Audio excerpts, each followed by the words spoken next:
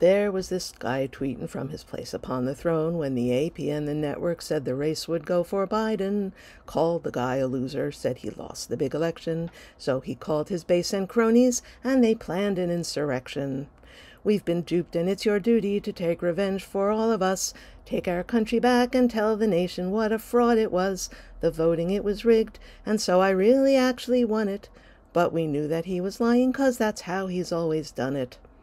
He had called his lawyer Rudy, who he thought had never failed him, 'cause that Cone guy that he used to call got caught, and then they jailed him. And then Rudy told the press corps that he'd meet them at Four Seasons, which was destined for disaster for a myriad of reasons. 'Cause he met them in a parking lot, not where he thought he planned it, and the contents of his arguments were most severely panned. It was his hair dye that betrayed him. When the heat was on, it started. But it wasn't quite as bad as at a hearing where he farted. Rudy Tooty, what's it make you? Rudy Tooty, he'll forsake you. Rudy Tooty, he won't pay. He'll stiff you like all those he hires, 'cause that has been his way. Then the guy, he made a call to Georgia's Secretary of State, in which he pretty much demanded that they fudge to seal his fate.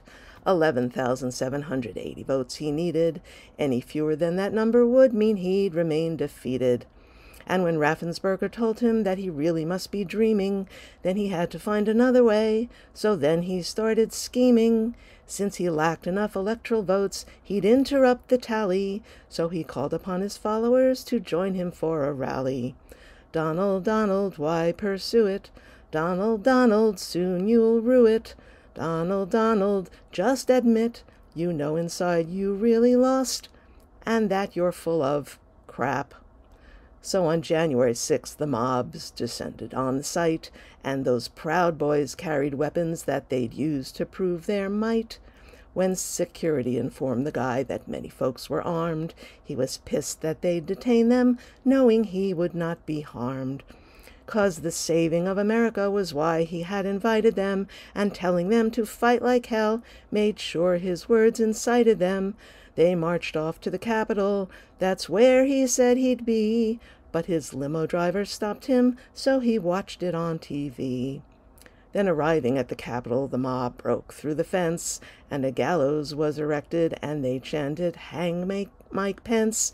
And when Congress saw the angry mob had breached their safe encasement, they abruptly stopped their work and made a beeline for the basement. And the guards inside those hallowed halls saw stuff they weren't used to. There were some folks stealing podiums and others leaving poo-poo.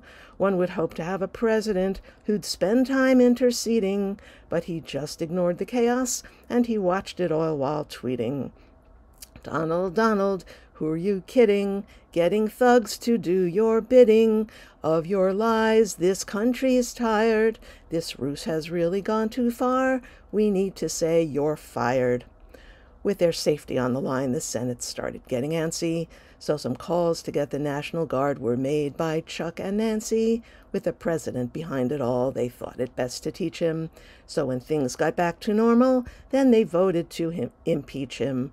For the second time they tried him, citing quite a bit of evidence. He'll always be remembered as the most impeached of presidents. But lacking in a 2/3 vote, it forced that they acquit him, though it was a large majority who said that guilty fit him.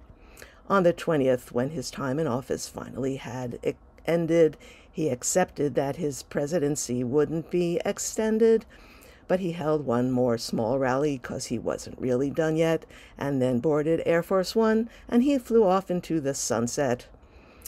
But when he left, he took with him some documents marked classified. If others folks had stolen these, they might have got their asses fried. He first claimed they were personal, then that the Bureau planted 'em, or maybe there's immunity his former title granted him. Donald, Donald, gonna bet ya. Donald, Donald, we'll still get ya. Even though they did acquit, we know that there's a prison cell that has your name on it. Then the midterms came and went, and he exerted his influence, though results of his endorsements showed a bit of incongruence. And as if we ever thought from him we wanted any more, he announced that he would run again in 2024. So while he expects Republicans will rush again to hail him, I'd hope most folks cite his history as solid grounds to jail him.